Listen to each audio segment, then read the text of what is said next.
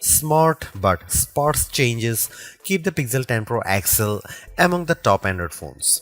It remains underpowered for tasks like gaming, but that doesn't matter if your focus is on the still excellent cameras, super bright display, or AI features. Just be aware that to get the most out of those features, you will have to wait for updates or for Google's tools to get to grips with your data.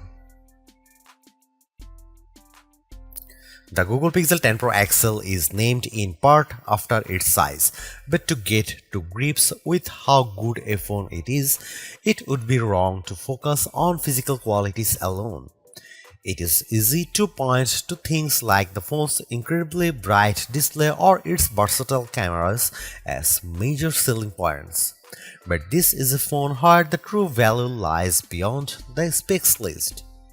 There are, in typical Google fashion, lots of AI features to play around with, features with a wide range of applications and utility.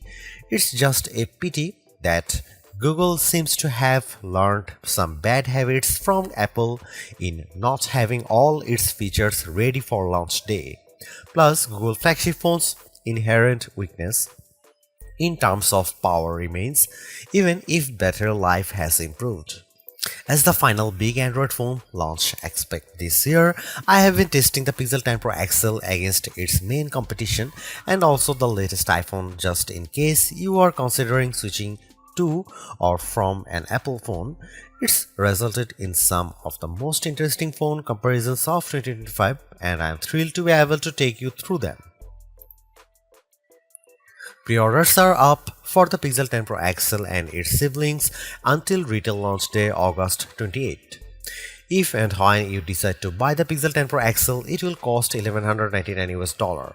That's technically more expensive than the Pixel 9 Pro XL from last year, but what's actually happened is that Pixel dropped the 128GB model. It's a shame that you can't get a cheaper extra large Pixel now, but it's not strictly a price hike. If storage matters to you, you can spec 512GB or 1TB for $1,319 and $1,549 respectively. But increasing the storage locks off certain color options. Only Obsidian Black offers all three options, while Jade Green is only available in the basic 256GB. There are no big changes from last year in terms of overall shape or materials. Google is still using matte textured toughened glass on the back, Gorilla Glass Victus 2 on the front and shiny aluminum sides holding them together. There is still a reliable IP68 dust and water resistance rating too. There are alterations to be found if you look closer. Google made the phone's rear G logo metallic, slimmed and bezel around the rear camera bar, moved the SIM card tray to the top of the phone and added a second speaker opening to the bottom. But the only real difference is the overall width. The size change results in a larger display and a total weight that's about 5% heavier than the Pixel 9 Pro XL. That gives the Pixel 10 Pro XL the status of the heaviest of the main flagship phones on sale today, although only by a few fractions of an ounce. One other changes that applies only in US Pixel 10s is the removal of physical SIM support. It's eSIM only for American customers, while the rest of the world can still plug in their nano SIM card. Your four color choices for the Pixel 10 Pro XL are Moonstone Blue Gray, Jade Green, Porcelain White or Obsidian Black. It's a reasonable amount of choice, but the Pixel 10 base model has the most eye-catching hues in the family. The 6.8-inch 120Hz refresh rate adaptive display on the Pixel 10 Pro XL is slightly larger than the Pixel 9 Pro XLs, but still a little smaller than the equivalent Samsung or Apple models. But the size difference is offset by the Super Actua screen's incredible brightness. Google Pixel 10 Pro XL can reach 2555 peak brightness, where Samsung Galaxy S25 Ultra can reach 1860. And iPhone 16 Pro Max can reach 1553. The results above show just how intense the screen brightness on the Pixel 10 Pro XL can be, even compared to last year's Pixel 9 Pro XL. The Galaxy S25 Ultra does have the advantage of an anti-glare layer in its display, which helps deal with strong single sources of light, but in generally bright environments, and you have an easier time looking at the pixel's screen. Looking to the other results, we see the Pixel 10 Pro XL lags behind the S25 Ultra in terms of color gamut coverage and also color accuracy. In the default vivid color profile, the potential buyers needn't worry too much about that. The Pixel 10 Pro XL is still a great device for watching video or browsing photos on.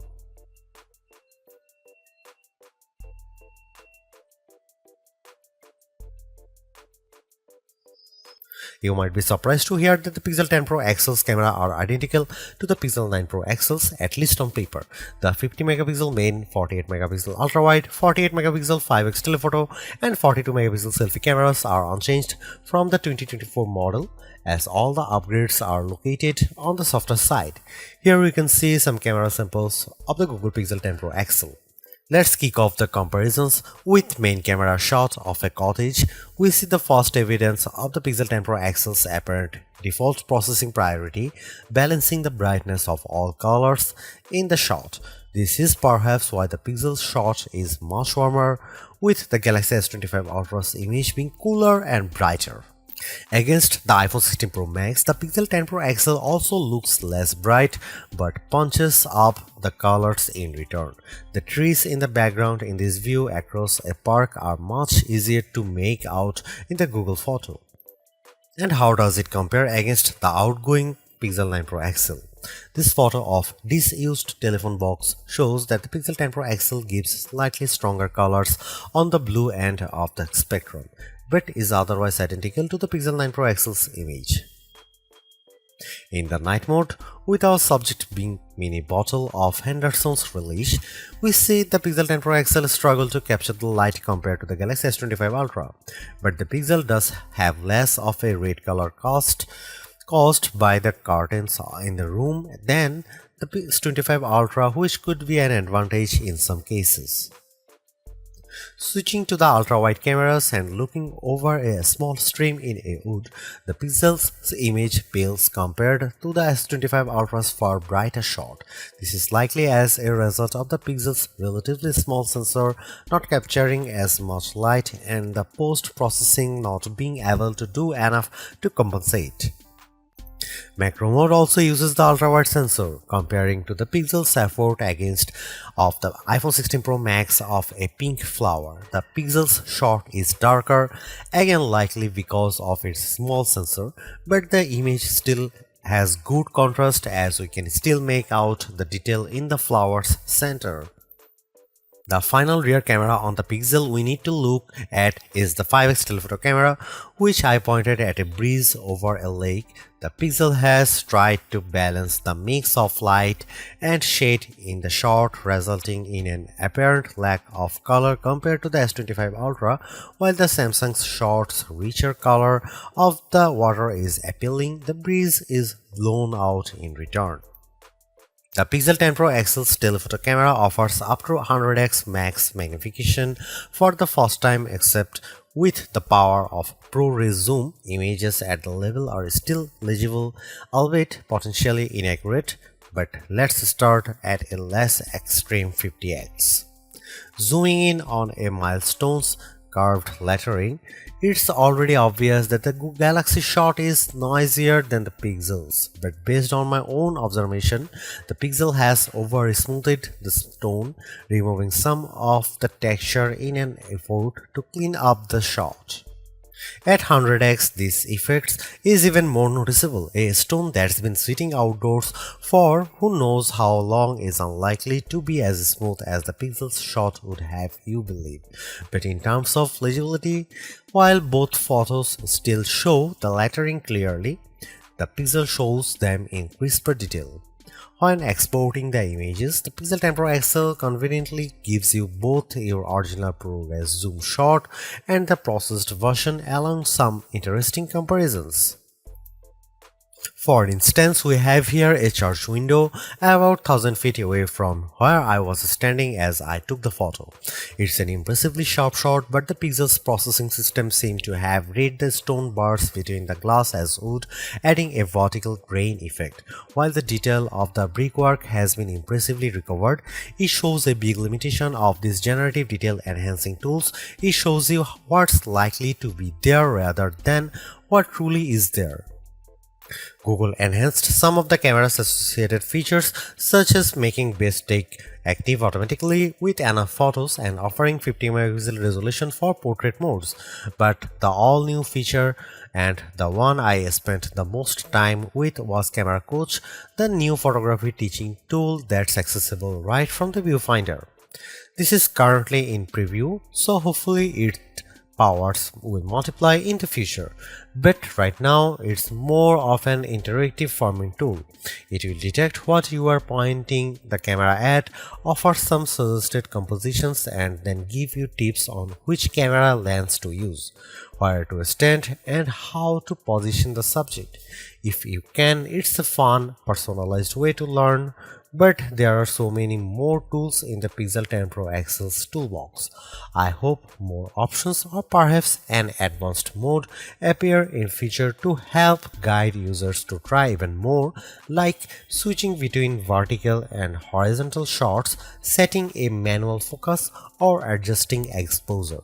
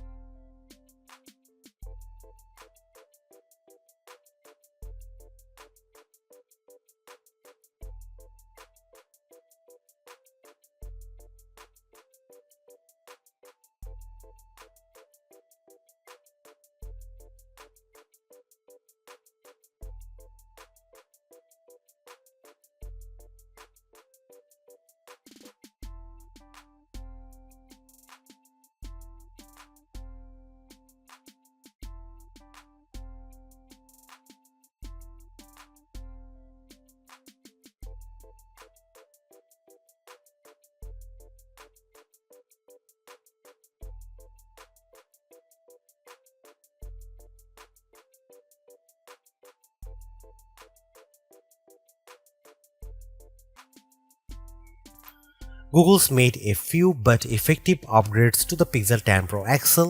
It's a masterclass in efficiency, changing and improving just enough to stay amongst the top of the pack in the most areas.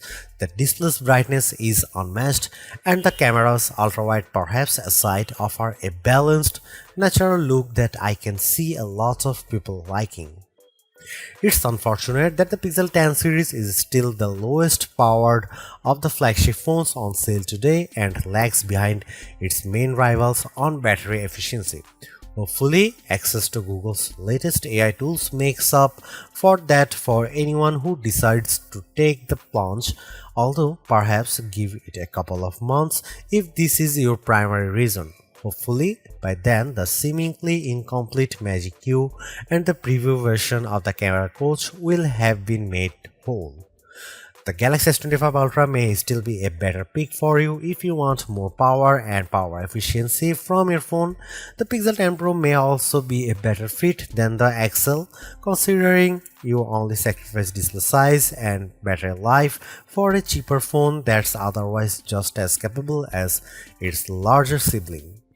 But the Pixel 10 Pro XL is the most capable and competitive of Google's latest batch of phones. If you are buying a phone right now and want best-in-class software combined with top-tier hardware, this Pixel is probably the one to pick.